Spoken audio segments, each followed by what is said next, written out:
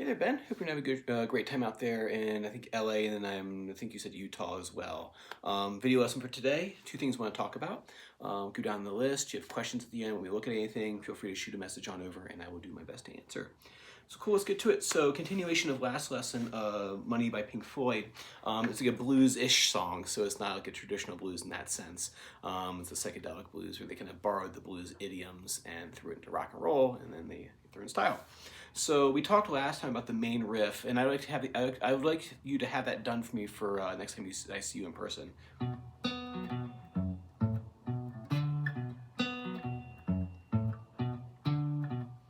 And that part as well too, the turnaround section where it goes into 6/4 and then back into it goes to 6/4 and then goes to 4/4 I want to say, and then it goes back into 7/4 after that. So I'd like to have all that section done for me for next time. What I want to talk about today though are the chord progression. It was the chord progression for the song, especially the solo section where David Gilmour is ripping through. He switches into 4/4 for that section. The sax solo I want to say is still in 7, and then for the guitar solo they switch into 4/4. So like 1, 2, 3, 4, 2, 2, and they're accenting very heavily on beats 2 and 4, even that backbeat kind of feel. Real quick over the chords, I think you know these already, but I'll just go ahead and just tab out just in case there are any questions. You have yourself here a minor 7, a B minor 7 chord. Right, he picks the jazzy. See, he doesn't do this. It's a real subtle difference, but I think it's this way he does in the song. Right? So it's that minor 7 shape. It's a root 6 shape, so you can move this anywhere around. So if you wanted to do like a B minor 7 to an A minor 7, that would be the same shape, right? G minor 7. F minor 7 right there. That's the root 6. Then you have the root 5 equivalent. For this one here, you have an E minor 7. This is a root 5, like I said. That means right there an E. If you move it down here to the 5th fret, you have yourself a D minor 7. Down here, you have a C minor 7. Down here, you have a B flat minor 7. I'm not sure if we've done flats yet. We'll talk next time about that if we haven't. So the chord progression goes like this: 4, 2, 2, 3, 4, 3, 2, 3, 4, 4, 2, 3, 4, 5, 2, 3, 4, 6, 2, 4, 7, 2, 3, 4, 8, 2, 3, 4, 1, 2, 4, 2, 2, 3, 4, 3, 2, 3, 4, 2. Back to B minor. 1, 2, 3, 4, 2, 2, 3, 4. 2, 3, 4, 4, 2, 3, 4, 1, 2, 3, 4, 2, 2.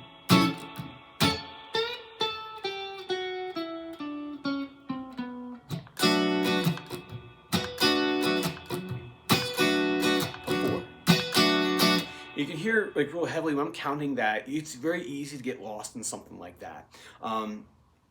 And the case, kind of like what he did was he elongated the 12-bar blues. I mean, this what you have 12, 16, 17, 18, 19, 20, 24. Yeah, so basically what he did here was he took the blues form and just multiplied by 2. So the thing is twice as long. So if you want to make this like a standard blues, you would just have everything and you have your standard blues form right there. So that's what he did with this. Probably just give himself more chance to solo in the song, I suppose. But so the way I'm counting that so I don't get lost is 1, 2, 3, 4, 2, 2, 3, 4, 3, 2, 3, 4. So I'm counting like how many measures have gone by. So 1, 2, 3, 4, 2, 2, 3, 4, 3, 2, 3, and so on and so forth for each one of those chords. Because like I said, if you're not paying attention because the chords are for so long, it's kind of like that. Like it's kind of like the rather than having it too fast and the chords changing too quick, it's actually the chords are played for much longer, twice as long in fact, and it's actually kind of harder to kind of keep track of like where you are in the count. So that's how I count. I count how many measures have gone by. So 1, 2, 3, 4, 2. So that's the second measure. 3, 4. Third measure. 2, 3, 4. Fourth measure. 2, 3, 4. And that helps if you have like a lot. Like if you have say if you have 12 bars of one chord, which if you have a vamp or something like that, like say if you have like Miles Davis So What or John Coltrane's Impressions, you're on that one chord for like 16 bars or something. I think it's 16, I want to say. It's like 16 and then like 8. So you have to keep track of where you are. And the challenge of those tunes is like knowing when the chord change is coming because it's so much time in between. So counting how many you've done will help you keep track of that if you're playing the rhythm guitar part. Other thing with the rhythm guitar part is he's doing this. So one I kind of make like a dead strike, or I might catch that bass note right there. It's either gonna be a dead strike or a bass note. So to do the dead strike, all I'm doing is I'm literally just touching the strings. I'm not pushing down at all. I'm just touching the string like that right there. And I go down, I put pressure on the bar for beats 2 and beats 4. So 1, 2, 3, 4, 2, 2.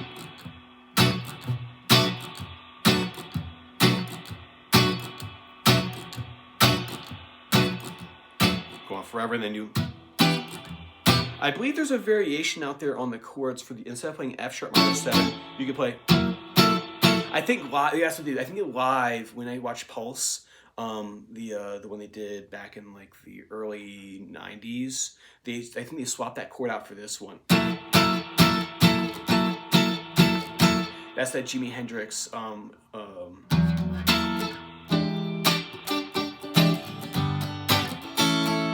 it's that chord that he does there. I'll show you this one this week, and then if I think about it, or if you message me over to remind me, I'll make sure to put that chord in there. If you don't already know it, you might already know it. I'm not trying to ask you. All right, cool. So, but what happens almost to the end of the chord progression, he does B minor 7, right? Does E minor 7, back to B minor 7, then to F sharp minor 7. They all do a little walk down together. It's a string bend here, whole step string bend. So 10, 10, 8, 7, 9, 7, 6, 10, 9. Back into the B minor.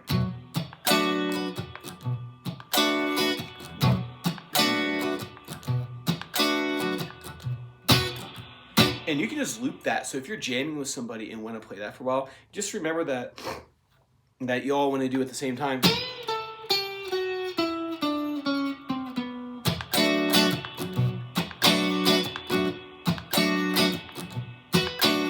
Right? So be able to play through that chord progression and that walk down for me for next time. And then number 2 is the solo. This number 2 is, I guess, maybe a big, it's a big number 2. This solo is just primarily in B minor, the solo is in B minor pentatonic, right? Down here, he was fooling around with box 4. We'll talk about that next time. We'll throw another box in there for you. This one is primarily using boxes 5, 1, and 2, and actually a nice wide variety of guitar techniques. That's why I rate this one a little bit more difficult than some of the other solos, because he is using a fair amount of using double stops, string bends, ghost bends. What else do we have in here? Vibratos, staccato. Oops, sorry, my screen went dead. Yeah.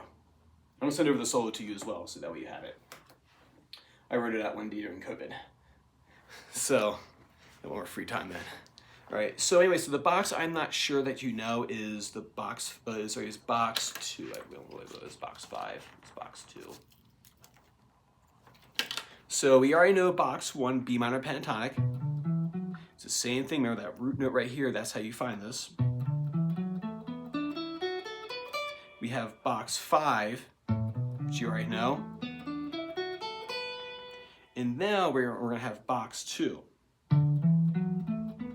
10, 12, 9, 12, 9, 12, 9, 10, 10, 12, 10, 12. He sneaks into box 3 for a second, but we'll talk about that in another day. Right, so what I'd like you to be able to do is zigzag through those 2 boxes, or sorry, those 3 boxes. I'm doing 3-note sequences.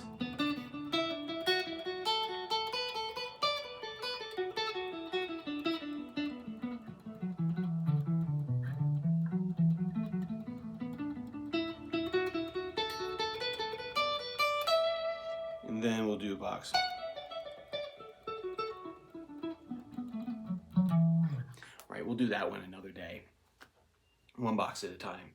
So what you'll do for me then is start work on the solo. I'll play the first number 1 right here is the first one. I imagine if you're on vacation, I'm sure how much time you'll have to practice, but I'll show you number 1 right here. So it's just like pointing, like you can see it. It's on the handout. It's the one labeled 1. There's no one labeled. There's another phrase labeled 2. Don't worry about that one if you don't have time for it. So this starts off by using box 1. He does a bend on. He's a whole step bend. So he's bending up 2 frets. So he's doing this. Bend up, and that little dot above the note is not a typo or an accident or some ink spill on the page. That's actually what's called a staccato. So we're cutting that note. And then that little squiggly on there, that's your vibrato. We'll talk more about that next time. It's basically a turn the doorknob technique. We'll talk when we're in person. Whole step bend. Right? So all that is in that box 1 B minor pentatonic. Right? And that's something you can steal these ideas and move them around the neck. Say if you want to do that in E minor pentatonic, you would just do, right? C sharp minor pentatonic. That's how I get my lines, is I'll either A, build them from the sequences in Guitar Effect, or B, I'll just borrow some ideas from another player that I like, David Gilmour being one of them. So that's that first phrase, that first part of the phrase right there. He slides into box 2. So the box we just did right here, he slides into that.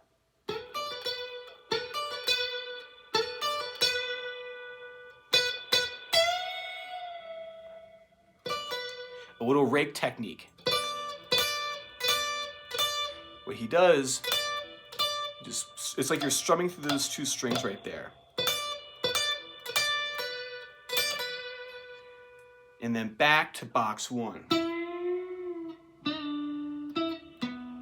So all together, the solo sounds like this at a gentleman's pace.